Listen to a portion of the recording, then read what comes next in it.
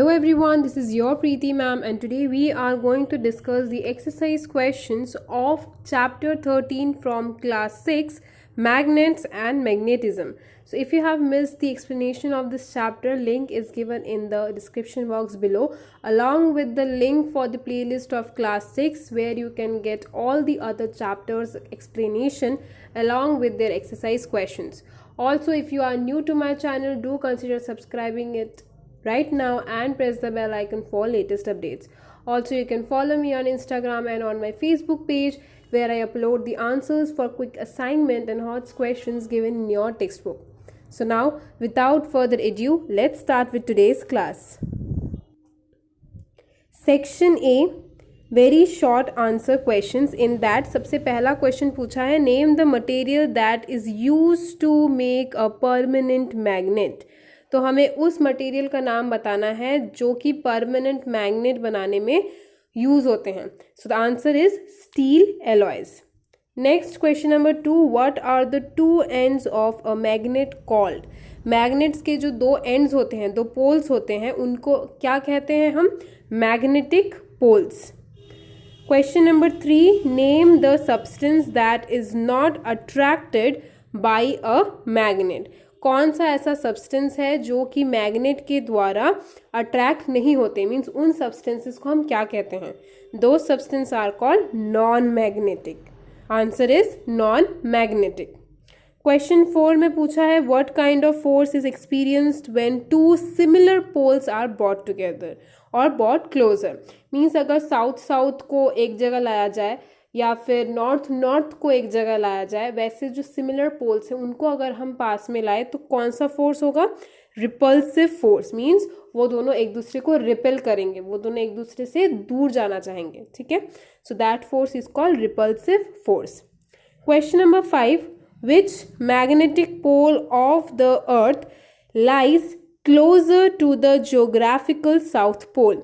तो कौन सा magnetic pole, mean magnetic poles कौन से हैं? नॉर्थ है और साउथ है. तो कौन सा मैग्नेटिक पोल अर्थ का क्लोज है ज्योग्राफिकल साउथ पोल से? So the answer is north pole. Clear. Next section B, short answer questions. उसमें क्वेश्चन नंबर 1 पूछा है, why does a freely suspended bar magnet point in the north south direction. जो freely अगर हम कोई magnet को suspend करते हैं तो वो हमेशा नॉर्थ साउथ डायरेक्शन में शो करता है. ऐसा क्यों? So this is because the earth behaves as a huge magnet. क्योंकि जो अर्थ है वो इटसेल्फ एक बड़े से मैग्नेट की तरह बिहेव करता है. The north pole of the magnet gets attracted to the south pole of the earth's magnetic field and the south pole of the magnets get attracted to the north pole of the earth's magnetic field. तो जो हमारा अर्थ है वो itself खुद में ही एक बड़े से मैग्नेट की तरह बिहेव करता है. कैसे? क्योंकि जो नॉर्थ पोल होगा मैग्नेट का वो साउथ पोल से, अर्थ के ज्योग्राफिकल साउथ पोल से अट्रैक्ट होगा. ठीक है, और जो साउथ पोल होगा मैग्नेट का वो अर्थ के नॉर्थ पोल से अट्रैक्ट होगा. इसीलिए जो सस्पेंडेड हमने मैग्नेट रखा था, फ्रीली सस्पेंडेड जो मैग्नेट था, वो हमेशा नॉर्थ साउथ की तरफ डायरेक्शन हमें बताएगा. ठीक है, ये है उसके पीछे का logic. Next question number 2, what is magnetic compass, for what purpose a magnetic compass is used. तो मैग्नेटिक कंपास क्या होता है और उसका पर्पस क्या है, उसका यूज क्या है? So a magnetic compass is a device that consist of a flat circular base या फिर बॉक्स कह लीजिए. किस चीज़ से बना होता है? ऑफ एल्यूमिनियम और brass with a glass top. तो मैग्नेटिक कंपास एक ऐसा डिवाइस होता है जिसमें एक सर्कुलर बेस होगा, ठीक है, जो कि एल्यूमिनियम या ब्रास से बना होगा और उसका जो टॉप होगा वो एक ग्लास टॉप होगा. ठीक है. Now a magnetised needle is pivoted inside the box which can rotate freely. It indicates the north south direction. और उसके अंदर की बात करते हैं अभी, तो उसके अंदर में एक मैग्नेटाइज्ड नीडल होगा जो कि हमेशा नॉर्थ साउथ डायरेक्शन में पॉइंट करेगा जब भी वो फ्री होगा. ठीक है, means it can rotate freely, वो फ्रीली रोटेट करेगा और नॉर्थ साउथ डायरेक्शन में पॉइंट करेगा. ठीक है, तो इसका पर्पस क्या हुआ? It is used by travellers, sailors and navigators to find directions. तो ये डायरेक्शन फाइंड करने के लिए, किस तरफ जाना है, किस रूट जाना है, वो फाइंड आउट करने के लिए ट्रैवलर्स, सेलर्स या फिर नेविगेटर्स के यूज में आता है। अंडरस्टूड? क्वेश्चन नंबर 3 की तरफ बढ़ते हैं। It is asked what is meant by magnetic field, on what factors does its strength depend. तो मैग्नेटिक फील्ड किसे कहते हैं और उसका जो फैक्टर्स है, मतलब ऐसे कौन से फैक्टर है जो कि मैग्नेटिक फील्ड को अफेक्ट करेंगे। तो जो भी रीजन होगा मैग्नेट के आसपास का, जहाँ पे मैग्नेट का जो एक फोर्स है उसको हम फील कर सकते हैं, उसको हम डिटेक्ट कर सकते हैं, उस पूरे रीजन को या उस पूरे फील्ड को हम कहेंगे magnetic field. So the region around the magnet where its strength can be detected is termed as magnetic field. तो इसका जो स्ट्रेंथ है, जिस स्ट्रेंथ के बारे में हम बात कर रहे हैं, तो उसका जो स्ट्रेंथ है वो किस पे डिपेंड करेगा? The strength of magnetic field is strongest at its pole. जो स्ट्रॉन्गेस्ट होगा किस तरफ? पोल की तरफ। ठीक है। Next question number 4, all conductors of electricity are magnetic substances, then comment on this statement giving reasons. तो हमें यहाँ पे एक स्टेटमेंट दे दिया है कि जो सारे हमारे कंडक्टर्स होंगे वो सभी के सभी मैग्नेटिक सब्सटेंस होते हैं। ठीक है, इसको हमें जजमेंट हमें देना है, इसको जस्टिफाई करना है, इसके ऊपर एक कमेंट करना है। तो कंडक्टर्स कौन से होते हैं? जो कि इलेक्ट्रिसिटी को अपने थ्रू पास करने देते हैं। Conductors allow electricity to pass through them. Now a substance that carries current produces a magnetic field around it as long as the current flows through it. Thus all current carrying conductors are magnetic substances.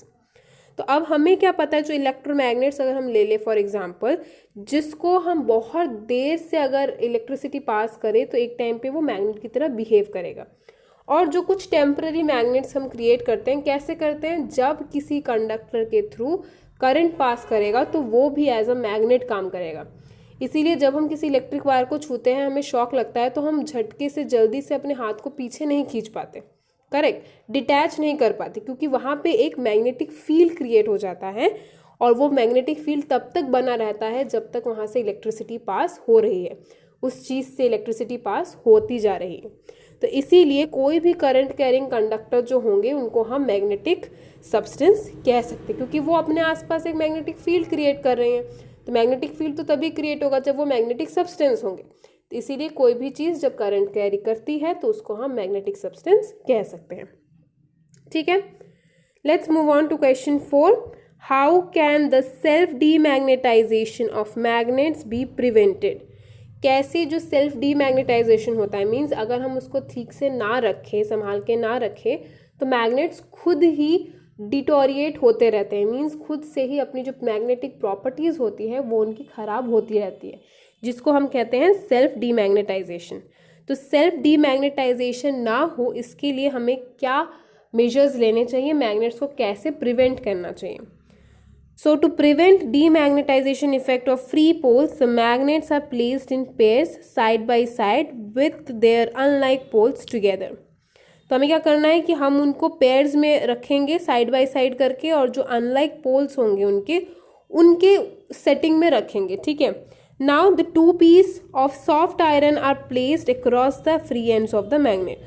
और उसके दोनों जो ends होंगे, suppose हमने यहाँ पे एक bar magnet लिया, दूसरा बार मैग्नेट लिया, इसका नॉर्थ पोल, इसका साउथ पोल, इसका साउथ पोल, इसका नॉर्थ पोल। अब ये जो है हमने ऑपोजिट पोल्स ले लिए। अब साथ में ये जो एंड्स होंगे, यहाँ पे हम एक सॉफ्ट आयरन का एक कैप बना देंगे इन दोनों पोल्स को, फ्रीली जो पोल्स थे उनको कवर अप करने के लिए। ठीक है, now these pieces get magnetised due to induction produced by magnets. अब ये भी मैग्नेटाइज्ड हो जाएंगे, इसके ऊपर अगर आप कोई दूसरा मैग्नेटिक सब्सटेंस डालें तो भी वो अट्रैक्ट होगा। मतलब ये वाले भी इंड्यूस्ड मैग्नेटिज्म की वजह से, इंड्यूस्ड मैग्नेटिक इफेक्ट की वजह से मैग्नेट्स, इसमें भी मैग्नेटिक इफेक्ट इसमें भी इंड्यूस हो जाएगा, इसमें भी आ जाएंगे। ठीक है, now thus there is a closed chain of north and south pole. तो अभी हम कह सकते हैं कि एक क्लोज्ड चेन बन गया, north south, and this is the bridge that is being formed by us with the help of a soft iron. Now, as there is no free north and south pole left alone now, the cause of self-demagnetization is removed. Hence, the magnets do not lose their magnetism for a long time. तो अब जैसे कि कोई free and नहीं रहा, हमने एक पूरा साइकिल क्रिएट कर दिया, ठीक है, पूरा एक क्लोज्ड चेन बना दिया, तो इसीलिए कोई भी फ्री एंड नहीं बाकी रहा. इसीलिए अब सेल्फ डीमैग्नेटाइजेशन का जो कॉज था कि अगर हम उसको प्रॉपरली स्टोर ना करें, उनके पोल्स को एक्सपोज्ड रखें, तो डीमैग्नेटाइजेशन खुद ब खुद हो जाते थे. बट अभी हमने वो कॉज को एलिमिनेट कर दिया. हमने आयरन के एक सॉफ्ट आयरन से इनके पोल्स को कवर अप कर दिया, एक पूरा क्लोज्ड चेन बना दिया. तो इसीलिए अब ये सेल्फ डीमैग्नेटाइजेशन से प्रिवेंटेड हो गए हैं. Understood. Next, moving on to section C, define magnetic and non magnetic substance, give one example of each. तो मैग्नेटिक सब्सटेंस कौन से होंगे? जो कि मैग्नेट्स के थ्रू अट्रैक्ट होंगे. The substance which are attracted by a magnet are called magnetic substance, and the substance which are not attracted by magnets are called non-magnetic substance. Example क्या होंगे magnetic substance के? Iron, steel, cobalt. And non magnetic के क्या होंगे? Would, copper, aluminium, ये सब. ठीक है. अब बताने हैं दो प्रॉपर्टीज हमें मैग्नेट के. ठीक है, यहाँ पे 6 प्रॉपर्टीज मेंशन कर रखी हैं मैंने, आप कोई भी 2 ले लेते हैं. ठीक है, तो हम पहले के 2 रीड कर लेते हैं कि a magnet attract small piece of iron, steel, nickel, cobalt. Means magnet will attract magnetic substance. एक और प्रॉपर्टी ले लेते हैं कि each magnet has 2 poles located at its end. हर मैग्नेट के 2 पोल्स होंगे जो कि उनके एंडिंग्स पे रहेंगे, और जो दोनों पोल्स है वो हमेशा पेयर्स में रहेंगे, उनको सेपरेट नहीं किया जा सकता. They can not be separated. तो यहाँ पे बाकी मैंने और भी प्रॉपर्टीज मेंशन कर रखे हैं. आपको इनमें से जो भी 2 लिखने हैं आप इनमें से 2 लिख सकते हैं. क्लियर. नेक्स्ट हम बात करेंगे क्वेश्चन नंबर 3 की, जिसमें बताया गया है कि how can an iron rod be magnetised. एक आयरन रॉड है, मीन्स एक मैग्नेटिक सब्सटेंस है, हम उसको मैग्नेटाइज्ड कैसे करेंगे. सो अब क्या करना है, पहले हमें आयरन रॉड को लेना है, उसको टेबल पे प्लेस करना है.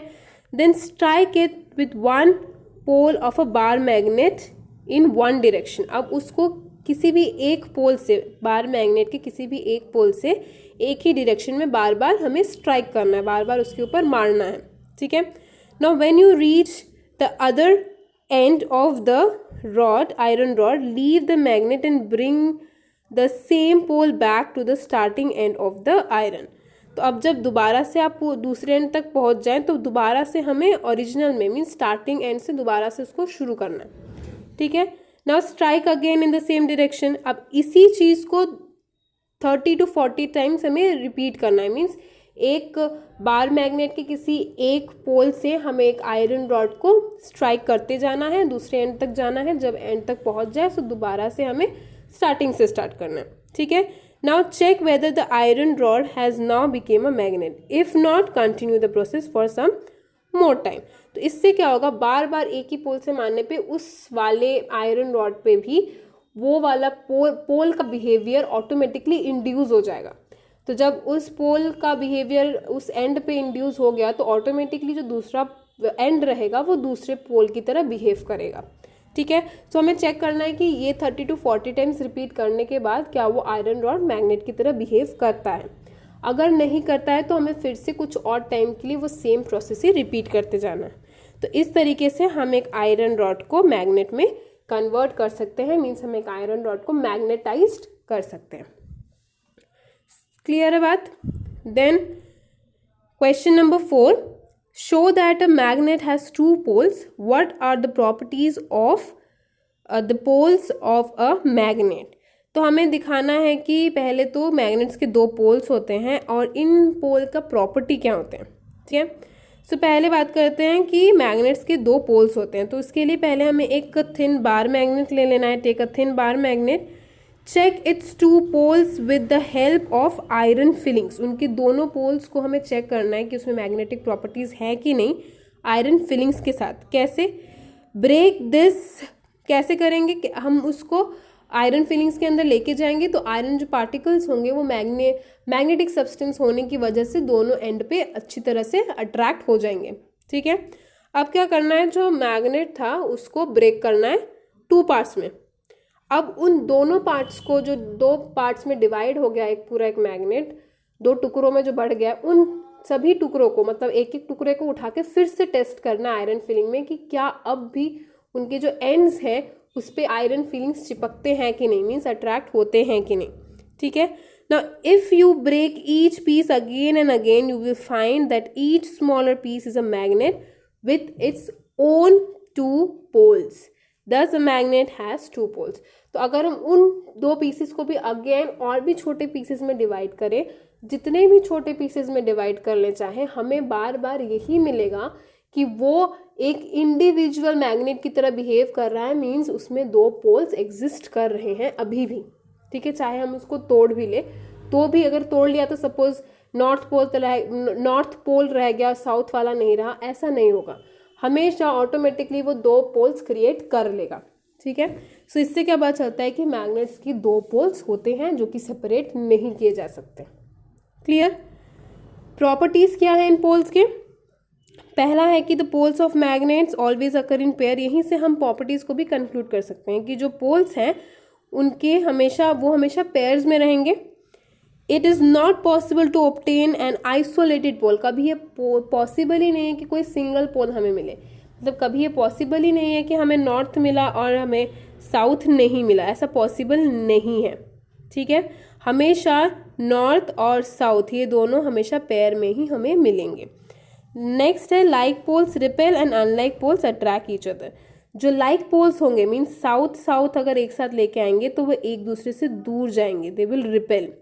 बट अगर हम नॉर्थ और साउथ को लेके आएंगे तो they will attract each other, वो एक दूसरे के पास आएंगे।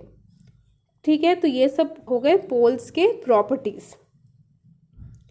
Next question number 5, mention 3 uses of magnets and electromagnets. Magnets और इलेक्ट्रोमैग्नेट्स के यूजेस हमें बताने हैं।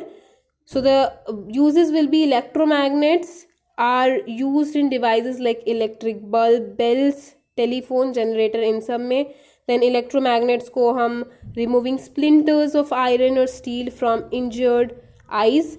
देन मेडिकल डायग्नोसिस टेक्निक्स में, जैसे कि MRI हो गया जिसको हम कहते हैं मैग्नेटिक रेजोनेंस इमेजिंग, उसमें भी मैग्नेटिक फील्ड का यूज़ होता है, तो वहाँ पे भी हमारे मैग्नेट्स और इलेक्ट्रोमैग्नेट्स का भरपूर मात्रा में यूज़ होगा। ठीक है, उनके जो एप्लीकेशंस होंगे यहाँ पे परफेक्टली फिट आएंगे।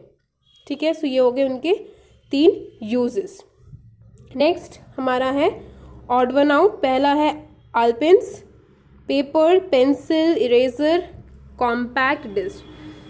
तो जो ऑड वन आउट है वो है ऑलपेंस। क्यों? क्योंकि बाकी सब जो है वो नॉन मैग्नेटिक सब्सटेंस है। ठीक है, इरेजर, पेपर ये सब नॉन मैग्नेटिक है, मैग्नेट के द्वारा वो अट्रैक्ट नहीं होंगे। नेक्स्ट 2 में है bar magnet, sawdust, cardboard sheet. तो सॉडस्ट होगा ऑब्वियसली बिकॉज बाकी सब जो है वो मैग्नेटिक इफेक्ट्स के द्वारा कनेक्टेड हैं। ठीक है, बट सॉडस्ट यहाँ पे कोई कनेक्शन नहीं बैठता। Now next is Magnesia, manganese, iron smith, Greece. तो the first magnet was discovered by a boy named Manganese who lived in the town called Magnesia in Greece. तो ये जो है iron smith is the odd one out, क्योंकि बाकी सब जो है वो उस पहले इंसान से रिलेटेड है जिसने मैग्नेट को डिस्कवर किया था। ठीक है, तो उस बंदे का नाम क्या था? मैग्नस। वो कहाँ का था? मैंगनीशिया का, जो कि ग्रीस में है। ठीक है, इसीलिए ये सब इंटरलिंक्ड है, बट ये आयरन स्मिथ इंटरलिंक्ड नहीं है, ये ऑड है। Next 4th one, iron, cobalt, silver, निकल। तो ऑब्वियसली सिल्वर होगा क्योंकि बाकी सब जो है वो मैग्नेटिक सब्सटेंस है। क्लियर? नेक्स्ट हमारा last section that is section E, जिसमें हमें डिफाइन करने के लिए कुछ टर्म्स दिए होते हैं। सो पहला टर्म दिया है मैग्नेटिक सब्सटेंस, इसको हमने बहुत बार डिस्कस कर लिया है। तो मैग्नेटिक सब्सटेंस क्या है? वो चीज़ें, वो substances those are attracted by magnets. ठीक है, एग्जाम्पल के लिए आयरन, स्टील। अब डीमैग्नेटाइजेशन क्या है? सेकेंड क्या है? Demagnetisation of a magnet. तो डीमैग्नेटाइजेशन क्या है? The process of destroying the magnetic properties of a magnet.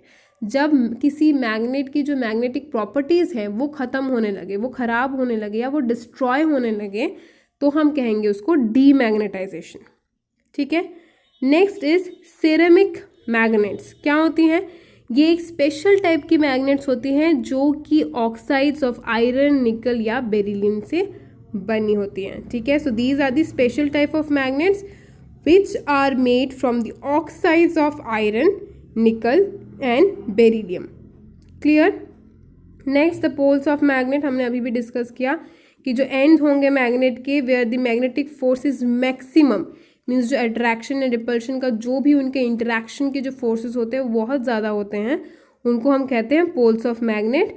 और ये जो पोल्स हैं वो ऑब्वियसली हर मैग्नेट के एंड पे लोकेटेड होंगे। ठीक है। but they are located slightly inside the magnet. The poles are not situated exactly at the end, but they are located slightly inside the magnet. मतलब हम जो कहते हैं हमेशा एकदम एंड पे, ऐसा नहीं है, but that is very much close to that end. Clear? Next is magnetic compass, जो कि है एक डिवाइस जिसको ट्रैवलर्स या सेलर्स या नेविगेटर्स यूज करते हैं डायरेक्शन पता लगाने के लिए। ठीक है। So the definition will be the magnetic compass is a device. What is it? It's a device. एक ऐसा डिवाइस है that is being used by travellers, sailors and navigators to find directions. Understood? So students, that's all for today's video. Also, this marks the ending of this chapter. In our next video, we are going to discuss another new chapter from class 6. Till then, stay tuned and thank you.